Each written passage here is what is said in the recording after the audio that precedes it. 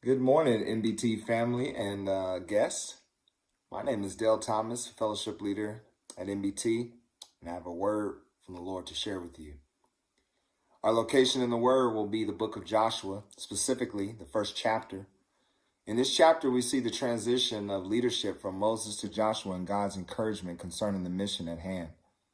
Doctrinally, this is the conquest of the land of Canaan so that God could be in fellowship with his people, and this fellowship would have been for the purpose of separating them and growing them into a biblical model for the world to follow.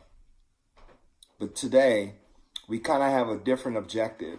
And I would say our objective is that the mission has not ceased because God is in control. And so let's examine these ways that God is in control.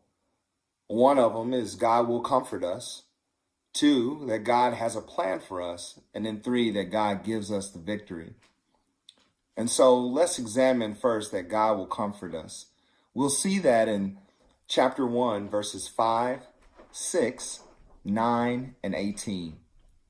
In 5, it says this: "There shall not any man be able to stand before thee all the days of thy life. As I was with Moses, so I will be with thee. I will not fail thee nor forsake thee."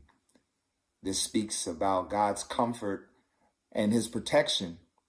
And so as we consider that protection, we should be very much comforted by it. I know that we're on this unprecedented territory of what's happening with COVID and how it's affecting our jobs and our health and maybe loved ones or all of these circumstances. I mean, it's just called a domino effect in our lives.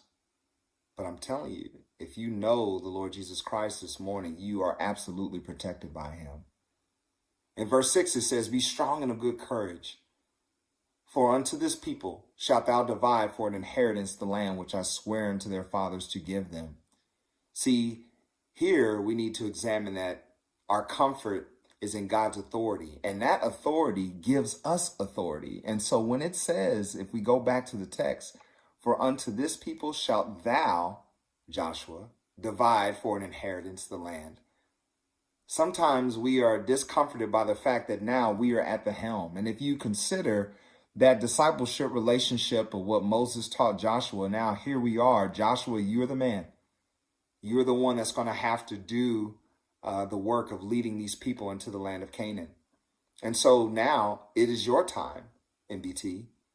It is your time for you not to just simply rely on the wisdom of Sam or Chris or Kenny or any of our pastors, our leaders. But now it is time for you to step up into that role. What is God saying to you about that? Can you take comfort in the fact that God has given you authority there? In verse 9, it says, "Have I not commanded thee? Be strong and of good courage. Be not afraid, neither be thou dismayed. For the Lord thy God is with thee whithersoever thou goest." See, here, we should take great comfort in the fact that, well, God is leading us. And so we are absolutely where we're supposed to be. I know that this event could seem like it's caught us off guard, but it didn't catch the Lord off guard. He knew this was going to happen. He knew this was going to be, the result of it. And so yet the mission is still at hand. God is leading us there. How will we obey that? Verse 18, "Whosoever he be that doth rebel against thy commandment, and will not hearken unto thy words in all that thou commandest him, he shall be put to death. Only be thou strong and of good courage." See, I take great comfort as a leader at NBT that I don't have to lord over you. You are the Lord's heritage. And if there is some correcting, if there is some instructing, then the Lord will surely do that. And I trust him to do that for you and in your life and in my life as well, and my leaders over me. See, we're all in the same boat. We all need God's leading. We all need God's comfort. And we can be comforted that I don't have to come up with all the ideas. I don't have to strategize in order to have success. I simply just have to let God be who he's going to be in my life. Our second point of study this morning is God has a plan for us. In verse 7, it says, "Only be thou strong and very courageous, that thou mayest observe to do according to all the law, which Moses my servant commanded thee. Turn not from it to thy right hand or to the left, that thou mayest prosper whithersoever thou goest. See, the thing we have to understand about that discipleship relationship is Joshua had been told the right things by Moses because Moses was told the right things by God the Father. And so here it is. Not only are we to just observe those things that come from our leaders, but in our own personal study. No longer is Moses around. He can't go to Moses and ask Moses what it is. No. Again, this is your time. It's your time to hear directly from the Lord. Man, you've been listening to our leaders. You've been going through D1, D2, LFBI. But now it's time to hear from your word. How's God going to lead you? And maybe adding to his church from your workplace, from your community, wherever that may be. Just stick to the script. That's all you got to do. God has a plan for us. We should trust that. We can be comforted by that.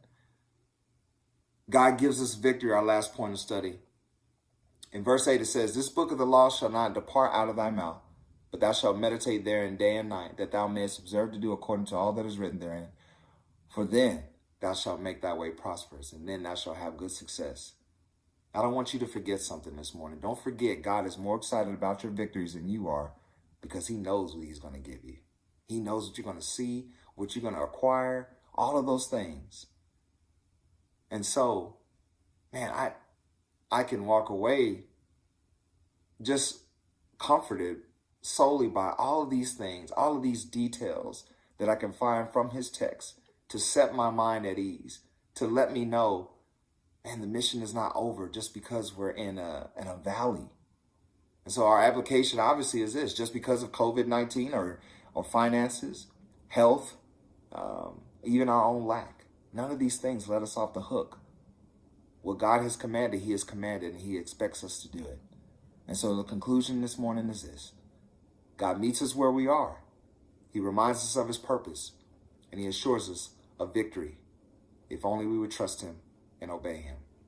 I pray that this ministers to you this morning. Thank you.